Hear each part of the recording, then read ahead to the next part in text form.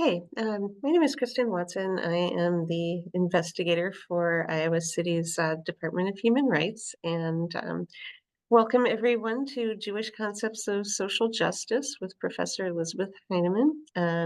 She is a professor of history and gender, women's and sexuality studies at the University of Iowa. And she's also the co-founder and co-director of the university's Jewish Studies program. So, I have a couple of housekeeping details. If you have questions, please type them in the question box, and we'll get to them either as she's speaking. If you have a question that you want answered right as she's speaking, please put that in the question. Otherwise, we'll get to the questions at the end. And without further ado, Professor Heyman. Well, thank you so much for inviting me to take part in this series. It's really great to be here, and I'm grateful to everyone who's in the audience, the online audience. Um, so yeah, I was invited to take part in this series partly because I just taught a class at the university on Jews, Judaism, and social justice. And as you may know, last week was the last week of classes at the university. So this is very fresh on my mind. I'm going to grab something really quickly because, again, we're dealing with some technical issues, but I'll be right back.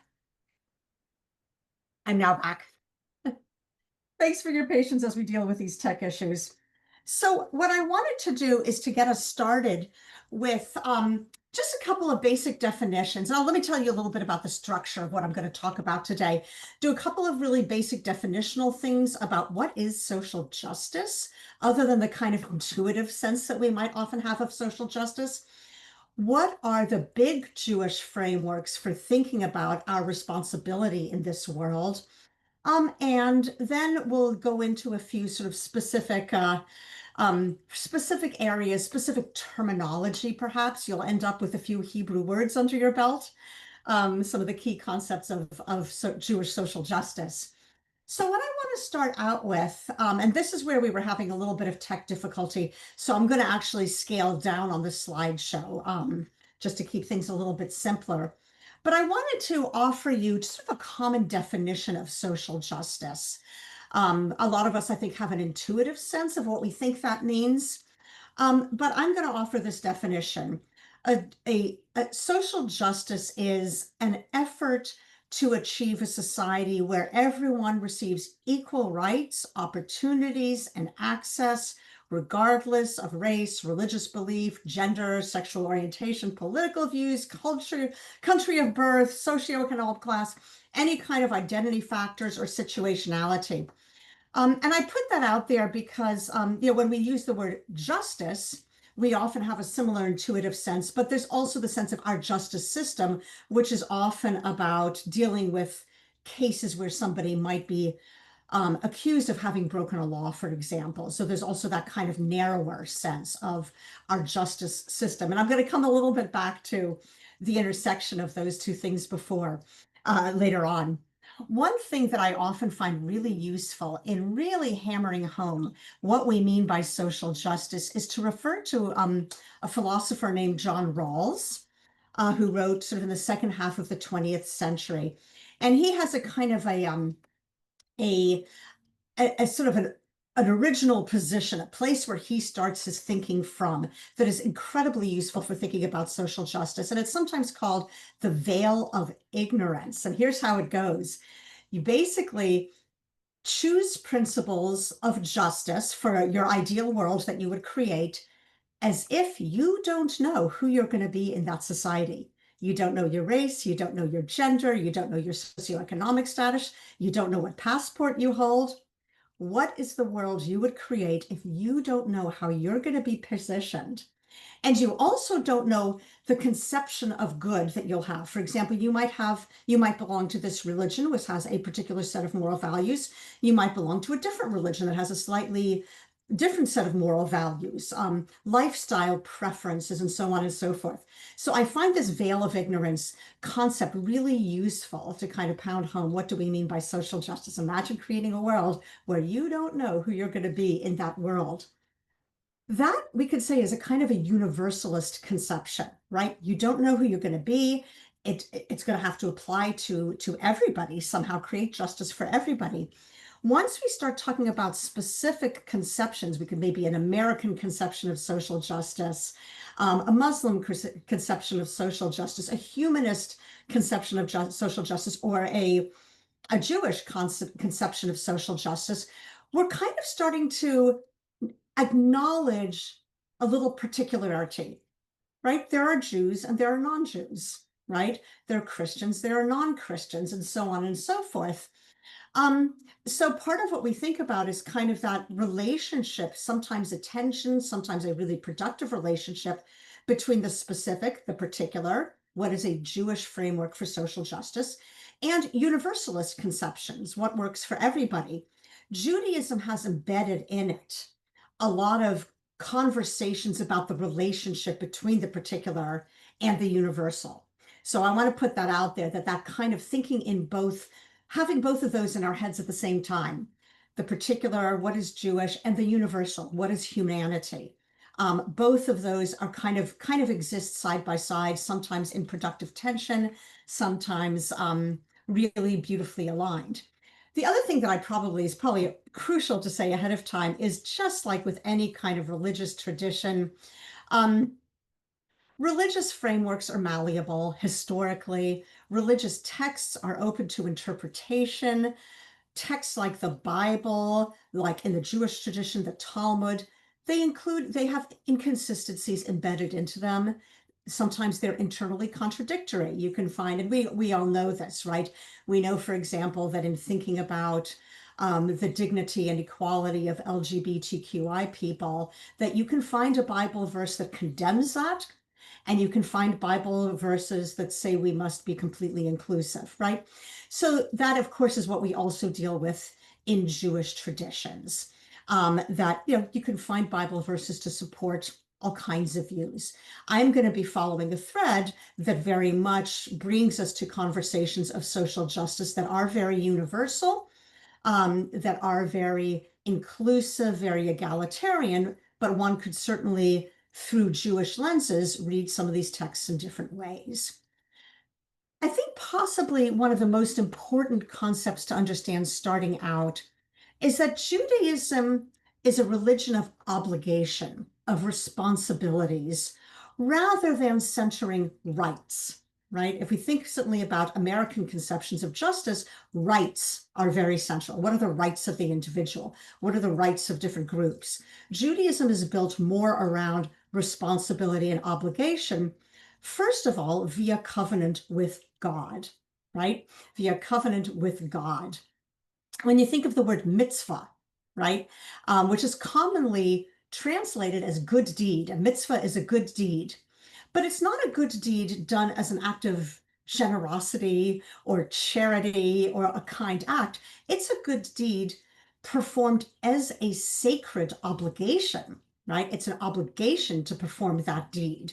And it's an obligation because it is a good deed. It's something that will make the world a better place. So this business of having obligations, of having responsibilities is really central in Judaism. And it comes from the notion of the sort of original covenant with God. I'm going to try a little bit of screen share here and hope that this will work out. Let's see if I can get this happening. Well, we might be having a little strangeness here. I'm going to keep trying while I continue to talk. Hold on a second. Here we go. Share. And I hope this works out.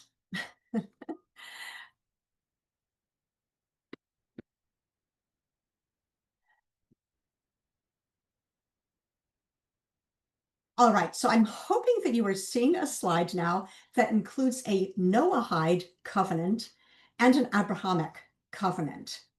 And these are both, of course, really, really crucial. The Noahide covenant is a covenant between God and Noah following the flood. And it's for all of Noah's descendants. So it means all of humanity. And what I'm going to focus on here, what I really want you to get here, is not the specifics of the covenant, but the fact that it is a covenant. God says, I will never flood the whole earth again. I'm not going to do that again. And you, for your part, I flooded the earth because it was too sinful for my liking. You are going to do certain things. You are not going to commit murder. You're not going to commit sexual immorality. It's left a little open what that is. You're not going to steal, and so on and so forth. You, humanity, have responsibilities. And I also am making a promise. Both sides. There's two sides to this covenant. Okay. Establishing courts of justice is one of them. That's for all of humanity. The second covenant that's really crucial for Jewish tradition is the Abrahamic covenant for Abraham and his descendants, who are going to become the Israelites or the Judeans or the Jews. I'm not going to worry too much about the distinctions there. I'll be speaking a lot about Israelites and then later Jews. And basically, this is more specific now. It's a specific covenant between the God of the Israelites or the God of Abraham and this particular group of people. I will make of you a great nation, which means numerous. It doesn't necessarily mean powerful. Great meaning like the stars in the sky and the sands on the ocean. You will reside in the land of Canaan. I will bless and protect your descendants. Those are the things I'm going to do for you. And the things you're going to do for me is you're going to obey my laws. You're going to follow my rules. Those rules then get elaborated in Exodus, in the book of Numbers, in Leviticus, and Deuteronomy. So you're going to follow my laws, and then I'm going to do these things for you. It's a two-way covenant. It's sealed, right? You can't just sort of ditch the covenant, but it does mean that both sides have responsibilities. And this is really important. I'm going to get out of screen share real quickly, and bring us back to where hopefully you can see me.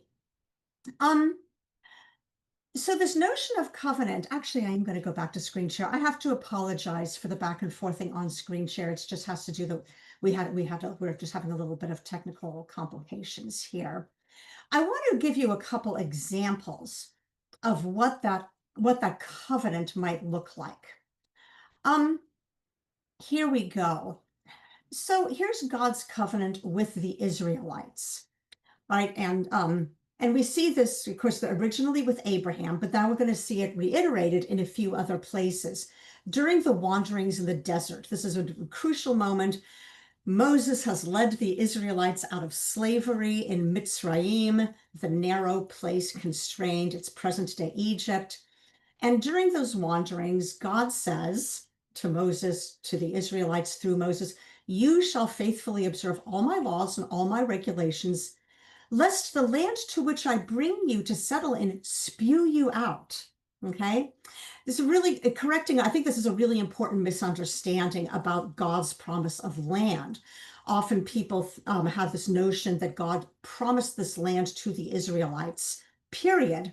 It was a promise, but it was part of a covenant. God says you can reside in this land and you will carry out my laws. And there's a little threat there. Don't carry out my laws. The land's going to spew you out, right?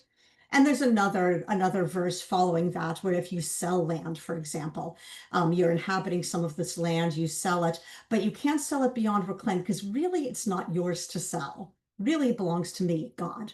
Okay? The land must not be sold beyond reclaim, for the land is mine, God's. You are strangers resident with me. So there's a reiteration of the fact that God owns the land. God gives the Israelites the right to live there, right? Israelites have to follow certain rules, right? So again, there's a mutual obligation. This notion of obligation is key. Later on, this is a little bit later in the Bible, Lamentations. This is after the Babylonians destroy the temple for the first time, and many, especially the elite, are carried away to Babylon, present day in Iraq. And there's these lamentations for the loss of the temple, for the loss of Jerusalem. The Lord has done what he purposed, has carried out the decree that he ordained long ago. He has torn down without pity. He has let the foe rejoice over you. He has exalted the might of your enemies. What was the decree he ordained long ago? Well, the decree he ordained long ago is what we saw in Leviticus. And what we see a lot of in Lamentations and in Prophets is Israelites, you misbehaved. You didn't follow God's laws, and that's why we got thrown out. That's why Babylon conquered us. That's why we are in exile, right? So again, we broke our part of the covenant, and so God removed us from the land. Now it's our job to do things right so we can return to the land. Okay, so I wanted to show you that. And now I'm going to return us to where we can actually see each other, where I can see you as well as you can see me. Okay, so the key here is not necessarily what exactly are the particulars of the covenant. As you get into the details of the Abrahamic covenant, like what are those laws? It's everything from keeping the dietary laws to certain laws regarding the nature of animal sacrifice in the ancient temple, to ethical behavior, like caring for the vulnerable. We'll come back to some of this later on, caring for the widow, caring for the orphan, honoring the stranger, and so on and so forth. So there's a lot of these particulars, but again, it's a covenantal mutual responsibility. And some of that responsibility, although it originates in a covenant with God, some of that is enacted via responsibilities with your fellow human beings, right? You care for the widow, you care for the orphan, you care for the poor, right? You fulfill your covenant, your responsibility to God by seeing to what we might call social justice in this world. Now, I have to say the term social justice does not appear in the Hebrew Bible. Okay. And what we now call the Hebrew term, I'm going to come back to this a little bit later, but we often use the term tikkun olam, repairing the world. And that also doesn't actually appear in the Hebrew Bible, but a lot of these concepts of caring for the vulnerable, for example, what kind of responsibilities do you have to your fellow human beings? What kind of responsibilities do you have for non-human life? If you are going to slaughter animals for meat, how are you supposed to do that in ways that you're fulfilling your responsibility, among other things, for the most painless death possible for that animal, right? So there's a number of mutual responsibilities. What I want to do now is launch into a few key concepts that kind of permeate. There's a vocabulary of Jewish social justice language. There's a vocabulary. I'm going to really highlight 4 pieces of that vocabulary. One could go on, but these are 4 kind of common frameworks. And I'm going to go back again now to sharing our screen so we can look at some of these together. Here's one, and this is kind of often kind of a big hit. Tzedek, or justice, and it's a hit as you can see, it's very much associated with Ruth Bader Ginsburg. Ruth Bader Ginsburg, Jewish Supreme Court justice who died a few years ago. For any of you who have managed to forget that bit of recent history, she had hanging in her Supreme Court office, in her chambers, a poster of this verse: justice, justice, you shall pursue, right? So now you can go to Etsy and you can buy posters with RBJ and this phrase. In the Hebrew Bible, when you see a word repeated, it's kind of their version of bold-faced underlining, right? It means this one, for real, justice, justice. Really think about justice. Imagine that being in bold-faced all caps. That's what repetition of a word means in a way. Shall you pursue? And the idea is that you have to pursue it. It doesn't come easily. It doesn't necessarily come naturally. You have to do things. You have to pursue justice. It might even always feel like it's a little bit out of reach. It's aspirational, okay? But this notion of pursuing justice is a command. It's a command so important that it's repeated. Justice, justice, you shall pursue. And one interesting way of thinking about this, particularly with the RBG connection, with having this in Ruth Bader Ginsburg's Supreme Court chambers, is that there is an aspect of justice that has to do with, remember that Noahide Convention, established courts of law. So if somebody does something that seems to be violating a community norm or doing harm, you don't just have rogue justice. You don't have retributive retaliation of some kind. You have courts of justice, where evidence can be collected and all the parties can be heard. This, of course, is Ruth Bader Ginsburg's life work, right? To function within courts of justice where there are rules of evidence. There's rules of what are the laws in the first place. How do you know you've broken a law? Well, the law appears somewhere, right? So that's one concept that I want to toss out there. The notion of justice, which can be very broad when we think about social justice very broadly, but it can also refer to the notion of having a system of justice with clear rules. What is a violation of the law? If you're accused of breaking the law, what is due process, right? This notion of a rule of law, not arbitrary rule.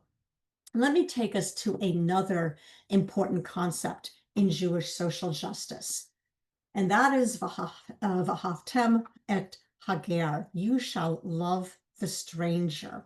You shall love the stranger.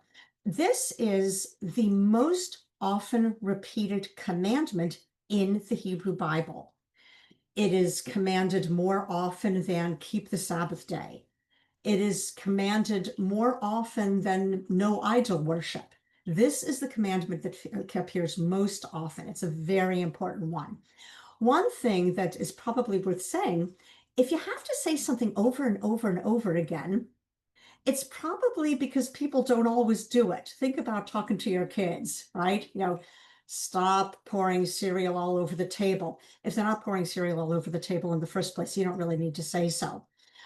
So something that needs to be said only once, okay, we might know that this is not something we do, but this is a hard one. It's hard to remember to love the stranger because perhaps it feels more natural to tend first to our own, to tend first to our kin, to tend first to our tribe, the Israelites in this case. I'm going to read this passage to you because it brings up a lot of things that are important, again, in this larger covenantal framework, not just the command to love the stranger, but the way in which it's a responsibility. Cut away, therefore, the thickening about your hearts and stiffen your necks no more. In other words, don't be stubborn, don't be hard-hearted. Your God is God supreme and Lord supreme, the great, the mighty, and the awesome God who shows no favor and takes no bribe, right? God is modeling justice.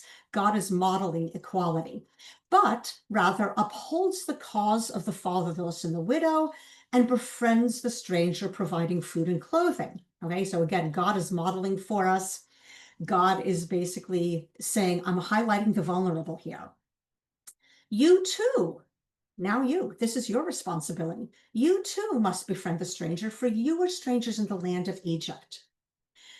For you were strangers in the land of Egypt. Very often this is read in a very commonsensical way that has a lot of sense to it. That is, you were strangers in the land of Egypt. You were slaves. It was brutal. It was terrible. And you know what that was like. And since you know what that's like, you should have some sympathy. You should be able to understand. And so you should befriend the stranger. You should welcome the stranger. But there's another thing going on here with this, for you were strangers in the land of Egypt. And I'm going to read on. Adonai, that's one of the words for God. Adonai is your glory and your God who wrought you from these marvelous, awesome deeds, that wrought for you these marvelous, awesome deeds that you saw with your own eyes, liberation from slavery. Your ancestors went down to Egypt, 70 persons, and now your God has made you as numerous as the stars of the heaven. What's being underscored here is, again, the sense of obligation. It's not just, hey, you were slaves in the land of Egypt, so you should have open hearts. Like, it's natural. You should be empathetic because you suffered. And so you should, of course, naturally, you'll be empathetic to those who suffer.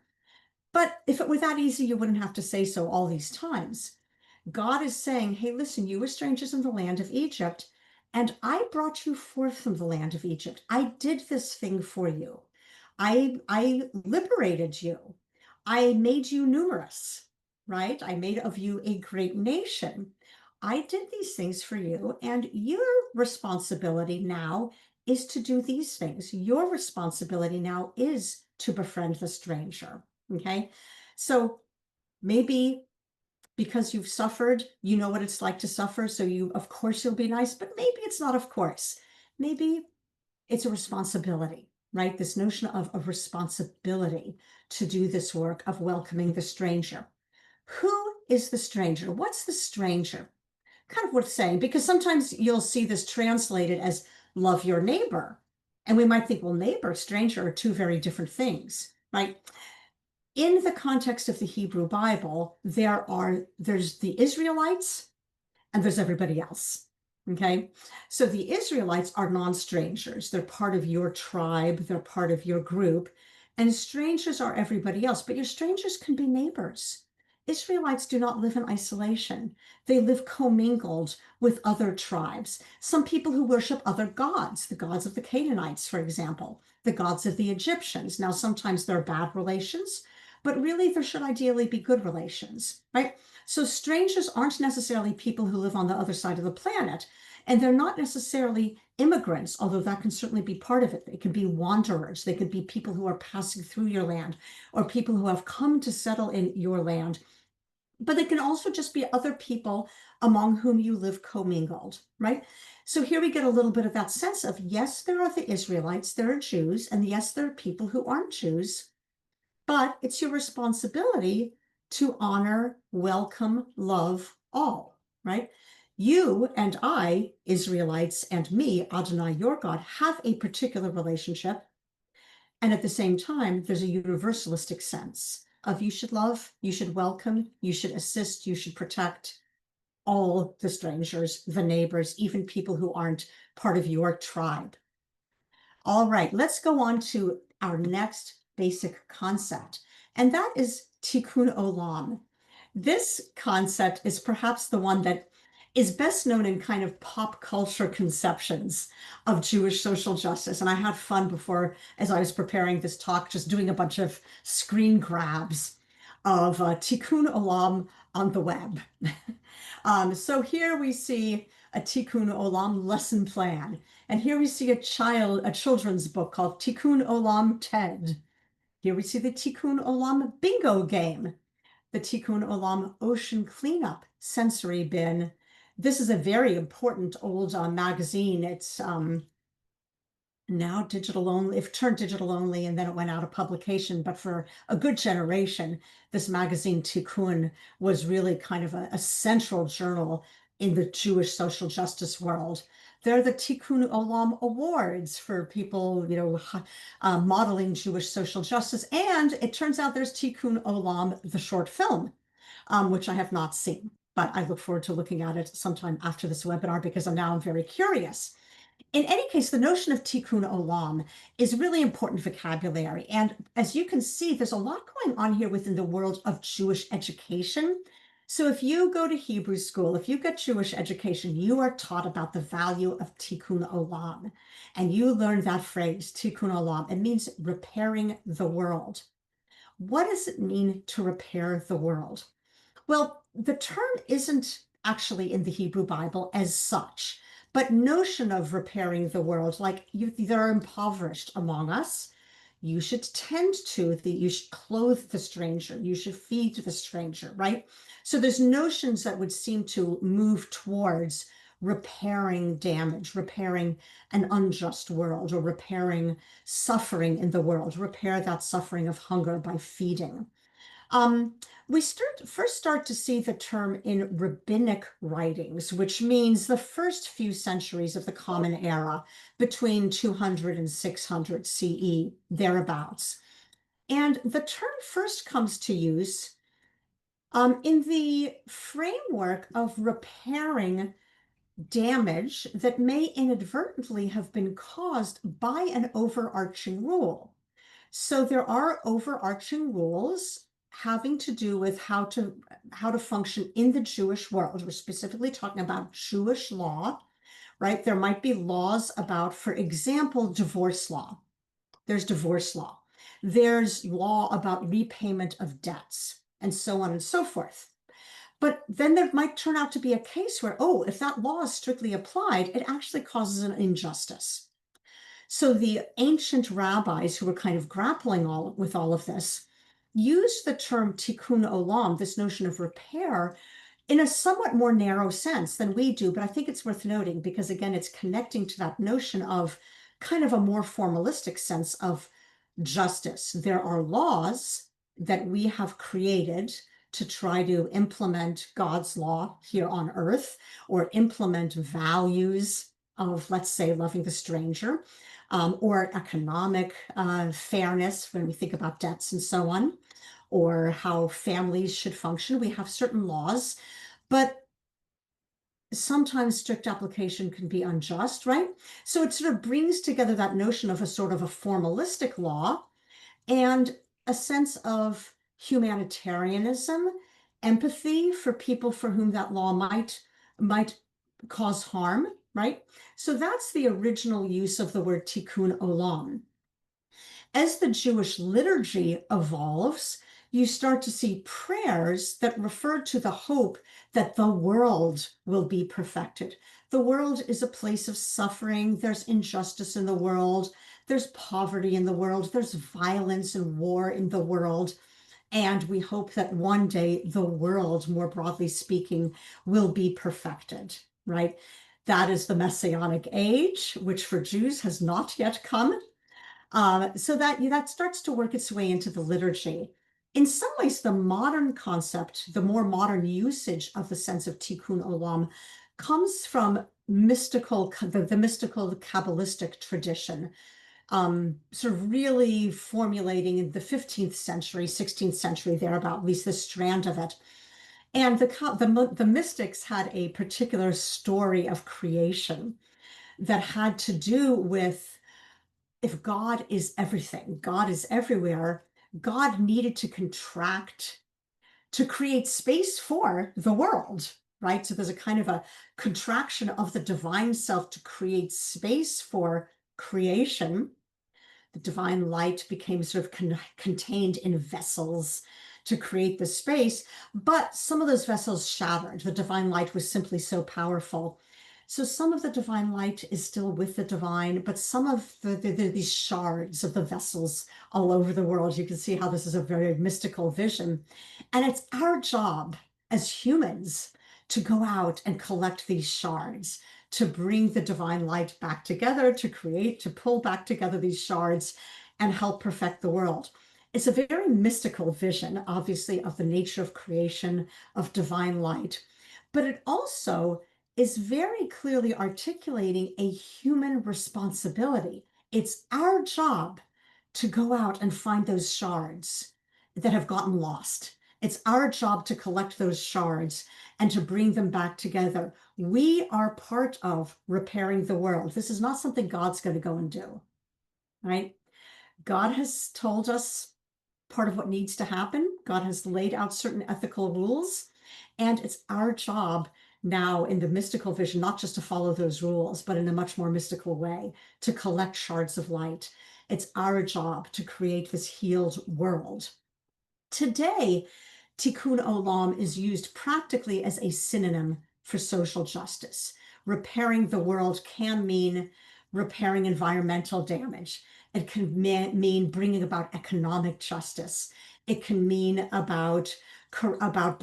bringing about racial justice or gender justice, right? All the worlds in which we see the world in need of repair, repairing them becomes part of a much more broad vision of tikkun olam. And in a couple minutes, I'll bring you to a couple of organizations that kind of use that concept in specific activism today. What does it mean to implement tikkun olam, broadly speaking, in Jewish social justice movements today? Before we do that, though, I want to introduce one more term. If we have a world that needs repair, there's economic injustice, there's pain, there's suffering. What if we caused some of that harm? What if we did damage, right? In whatever ways, either as an individual, what if I harmed another person? What if as a community we perpetrated harm? So you can see how this might be translated, for example, into notions of American history and harm to Indigenous Americans, American history and harm to enslaved Africans and their descendants, right? Sort of communal harm, and then, of course, individual harm. What if I hurt somebody? Social justice has to embed in it some notion of how do you come to terms with harm you yourself, either individually or as a community, might have perpetrated. And this is where we get to the notion of teshuva. It's often translated as repentance. I think the other two words I have up there are a little bit better, return or repair. Um, Repentance because of the Christian use of the word, which has its own very profound meaning in Christian contexts. We're so accustomed to that it can be a little bit misleading to directly translate it to the Jewish concept. Return, it definitely has this re notion in it. Returning to your best self, returning to who you should and could be, repairing damage done. So it's not just repenting for your sins, right? It's repairing the damage. It's not just repenting for sins, it's repairing damage and returning to your best self. I have a couple of important characters pictured up here. Here's Maimonides, a medieval philosopher. Um, he lived relatively close in time to some of those Kabbalistic mystics, and he thought completely different from them. He was completely a logician. So you have many different strands of Jewish social justice thinking, but he thought a lot about this notion of repentance, repair. Danya Ruttenberg is a rabbi and a present day social justice thinker and activist, and came out with a very influential book just a couple of years ago called On Repentance and Repair, in which she's sort of in dialogue with Maimonides, but very much the book was inspired by the Me Too movement and by seeing, men, usually in this case, who had committed harm to women via sexual abuse, the whole hashtag Me Too movement. What does it mean to repair that damage? What does it mean to genuinely repent for it? What does it mean to return to one's best self? So it's a wonderful book. I recommend it. I want to say a little bit about that because the steps that are laid out first by Maimonides and then by Danya Ruttenberg, I think are really useful for us to think about. Own the harm you caused, no excuses. You hurt my feelings, you're right, it's not okay. Not, I'm sorry if I hurt your feelings. Not, I'm sorry if I hurt your feelings, my mind was elsewhere. Just own the harm, no excuses. Start to change, do the work. This might mean some introspection. Maybe it means therapy. Maybe it means dealing with addiction. Start to do that work. Do some introspection. Why did I do that thing? What do I need to do to return to my best self? Only then do you then start to make amends? You got to do some internal work. Crucial, right? Making amends. Okay. I hope I can make it up to you. And this is often translated really quite literally into reparations. Not just I hope I can make it up for you, but I'm going to do what I can to make it up for you. You don't get redos in history. We cannot we can't undo the transatlantic slave trade, right? But so this is where discussions of reparations come in. Really, what can you do to make amends? What can you do to make something right? And that might mean some sacrifice on your own part, okay? But that's what it means to really do that repair. Only stage 4, oh, excuse me, only at stage 4 do you do your apology.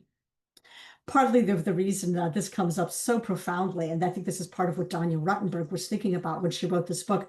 She was saying after Me Too, people issuing apologies to be able to restart their careers. She's like, no, no, no, you can't just issue an apology. You can't just issue a statement. You got to do some work, right? So only when you've done this work, when you've started to try to really repair the damage you've done, then you apologize. And because the apology has more meaning than if it maybe is apology just to get you back in the good graces of the public, right? And crucial, you will be confronted with future opportunities to do wrong. Next time, you will make a different decision. If you do all of that, but the next time you do the same old thing, you haven't done your teshuvah, right? That's why that internal work is necessary. So I wanted to bring up teshuvah because this business of acknowledging harm one has done, again, individually or communally, can be really important in acknowledging that harm and then really taking steps to correct that harm, to repair the damage that is done and to change your own behavior. I want to close today before I open up things for questions by giving you just a few examples of how this plays itself out now in the world of active Jewish social justice. And these are just a few examples. Jews for Racial and Economic Justice is a New York-based organization. They've been around for quite some time, at least since the 1990s, if not before. And as you can see, they're quite intersectional in their interpretation of things. They're very much work for racial and economic justice, and they're very community-based. They really are. They're on the streets. During COVID, they did a lot of work with relief for COVID, meal trains, that kind of stuff. They do a lot of voter registration drives and so on. We have climate justice, and this is obviously an image of the Red Sea parted. Dayenu is a word that comes up in the Passover celebration. But this notion of it is enough, which is what Dayenu means, separation of the sea of reeds to allow the Israelites to go through is a very kind of environmentally based image. But they are working, this organization called Dayenu works for climate justice. We have Reform Jews for reproductive rights. So frameworks of reproductive rights within the notion of Jewish social justice within those frameworks. If Not Now is an organization for justice for Palestinians and peace in the region. And they also are drawing on Jewish social justice concepts. The phrase, if not now, when, comes from one of the ancient rabbis, Rabbi Hillel, and very much drawing on that tradition of social justice to speak specifically to questions regarding Israel and Palestine and justice for Palestinians. So that's what I wanted to bring you just as a way of getting the conversation rolling, as a way of introducing you to some of the concepts. And I would be very, very happy to answer any questions.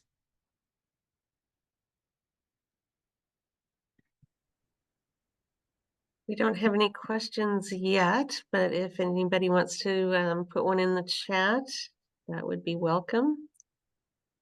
Also, correct me if I'm wrong, but you were willing to take raised hands? I am also happy to take raised hands, although just given the way my Zoom is working, I'm not sure if I can see raised hands. I cannot see raised hands. So no, I can't see raised hands. So if someone's raising their hands, Kristen, maybe you can call on them. Okay, I don't see any raised hands yet myself. If you're raising your hand and I'm not seeing it, I might have the same Zoom problem. But do please put your questions in the chat. And while people are thinking, I was very interested in this veil of ignorance concept. Oh yeah. I had not heard about that before, and that's really fascinating. And I was kind of Yeah. wondering what specific things people might have come up with. Are there any ways Yeah. people have thought this might be realized?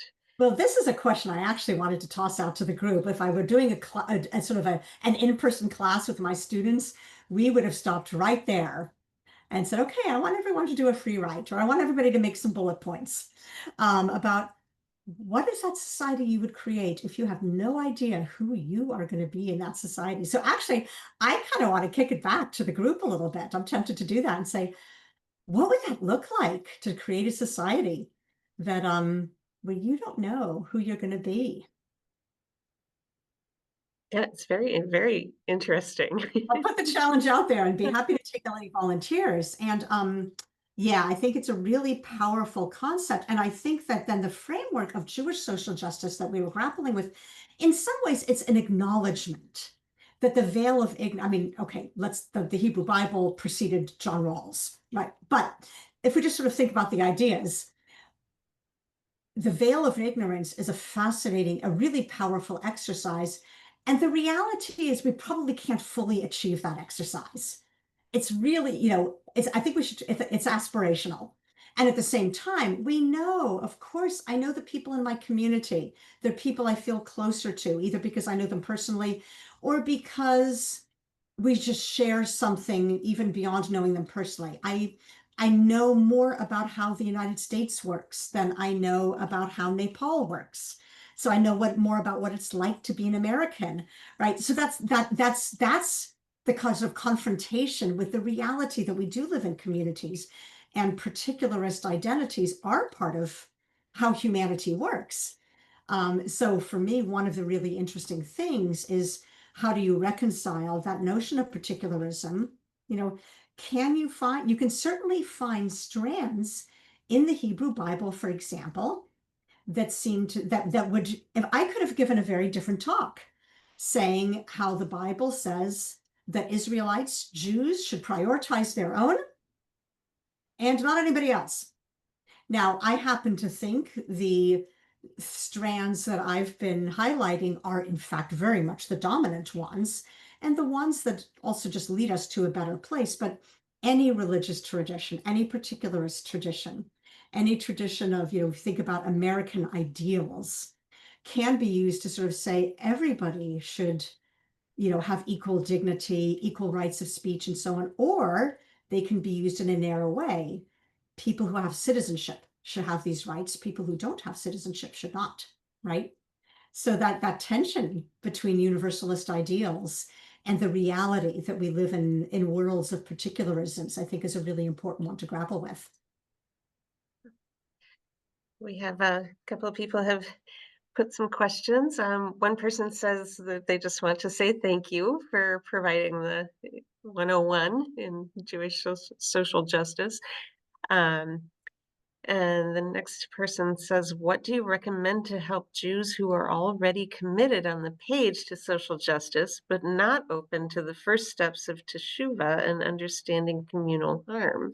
Oh, that's wonderful. That is such a good question. And this is something that is really very alive today because of questions about Israel and Palestine, right? Specifically because of this notion of communal harm, which doesn't have to mean that every single Jew played the same role in this, and it also doesn't mean that other parts of the global diplomacy and there's a world of Christian Zionists and global, economic interests. There's many things involved here, but one subset of that is very much thinking about communal responsibility for the situation that we are now in Israel and Palestine. So but it's something that could come up elsewhere as well.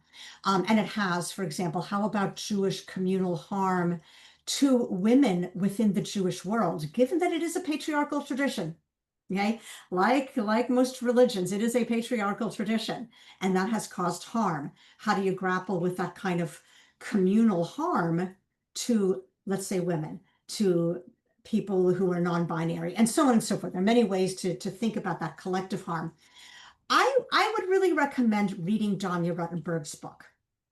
It is very readable, right? It's really made for a popular audience. She's just a wonderful writer.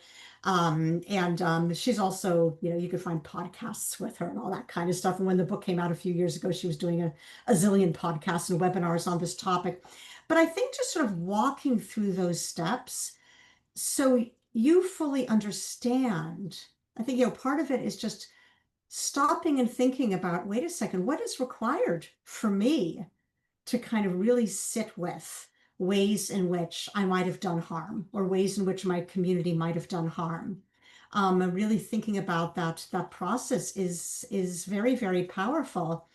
Um, and so I think in many ways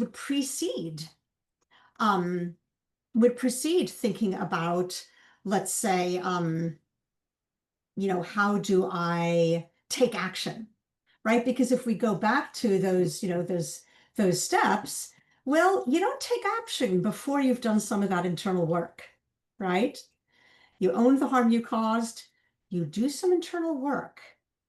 Then you start to make amends, okay? So I think that many of us want to jump into action, and of course, we should be taking action, but don't let that element of doing internal work slip by. And someone says, thank you for the information you share. It's very interesting. My question, I would like to know about a specific command for the enemy. A specific. A specific command for the enemy. Do you mean I'm going to try to answer this, and if I'm sort of getting the thread a little bit off, go ahead and type in the chat so I can redirect if necessary. In both the Hebrew Bible, and then Talmud is extremely very, very important in shaping um, Jewish life after the loss of the temple in Jerusalem and so on and so forth. That's a bit of Jewish history that I won't get into you for those for whom this is like, woo, this is really ancient history. But there are rules about, for example, in cases of warfare, there are rules about how you conduct warfare. And this is, we think about the ways international law is formed today around the laws of war. There's two key principles. One is you need a just cause to go to war. In other words, you can go to war for purposes of self-defense. You cannot go to war, you can't wage aggressive war, right? And there's just conduct in war, okay? If there is a war, what can you and what can you not do? Even in war, which is a pretty severe breakdown of norms. But still, there are norms, there are rules. So there are, of course, war is a place where enemy, you know who the enemy is, right? And that would be one place to sort of start thinking about it. So for example, in among the laws of war that appear in the Hebrew Bible are if you are laying siege to a city. Let's say that you are waging war and you're laying siege to a city and you need provisions. This is going to sound very particular, but it's from this stuff that then a lot of general principles will come. You need to chop down some trees because you need wood, because you need to build a fortress, let's say. You need to chop down some trees. You need to build, that's okay. You're allowed to do that. You're allowed to chop down trees. You're allowed to build a fortress. This is a thing you can do in war. What you cannot do is cut down fruit trees. Why can you not cut down fruit trees? There's a couple of reasons you cannot cut down fruit trees. First of all, this is very sweet, and this is talking about non-human life. What are those trees ever? Those trees can't run into the besieged city. The people can go into the city. They can go behind the city walls, right? And they can sort of find some protection behind the city walls. But the trees can't go behind the city walls. So they don't have, in a sense, the power of self-defense that humans have. Okay, so that's one. Non-human life has some value. And those trees that can't pick up and move to behind the city walls, they have rights. But also, very important, you can't starve your enemy. That's not supposed to happen. And those fruit trees are providing fruit, and they will provide fruit in the future. And once the conflict is over, those people are going to need to eat. You cannot destroy their future source of food, right? So that's the kind of place where, and again, this is very archaic, ancient warfare stuff, but you can see how there's basically a discussion about what are the limits before the kind of harm you can perpetrate on your enemy. You cannot cut off their source of future food. I hope that's a useful example. Very interesting. We have time maybe for one more. So and there's one more. Loved your talk. Shalom. I am Buddhist and believe in not harming sentient beings. Do you think kosher treatment of animals is compassionate? It's a really interesting question. And before I answer that I'm a vegetarian, so, for many reasons. But the dietary laws around kosher. So again, we're going to do Hebrew Bible here for a minute. In the Hebrew Bible, Adam and Eve are vegans. Okay, when the Garden of Eden is created, people the humanity is told you can eat the fruit of those trees, you can eat all the plants around you. But the original command does not involve any animal products. Part of the Noahide covenant is, okay, I'm God. You're not going to be, I need to give you a little bit of space. Yes, you can eat animals, but you cannot like eat the flesh from a living animal, right? In other words, it's okay if you eat animals, but there's something humane. You may not tear the flesh off a living animal. Okay, that's Noahide, that's for everybody. And then you have what's going to become eventually the laws of kashrut, which involve a specific method of slaughter. The specific method of slaughter, sometimes it's interpreted as saying, hey, it's more humane for the animal. And compared to other contemporary methods of slaughter, it was more humane. It was a quicker and less painful death than, than other methods of killing at the time. Now there are more humane methods of slaughter, assuming that slaughter is a category that can be humane in the first place. And people are going to differ on that. So I'm just going to tell you Jewish law here. Um, there's a possibility there are more pain-free ways to do it now than kosher law. The other thing about kosher law, about the kashrut, though, has to do with the symbolic meaning of blood. Again, it's kind of a concession, basically saying, if you're eating animals, you are taking life. That's not ideal. Blood is a force of life. It's a liquid of life. So what kosher slaughter does is it drains all the blood from the animal. So when you're eating an animal, at least it creates this kind of symbolic separation, saying we do want to acknowledge this complication of killing so you may eat. And there's an additional sort of symbolic thing going on here in not mixing milk and meat, right? Milk being the liquid of life, the life force, right, from one generation to the next. It's uncomfortable and it is problematic. The acknowledgement is that it's problematic to kill animals. So we acknowledge that by keeping some separation between milk and meat.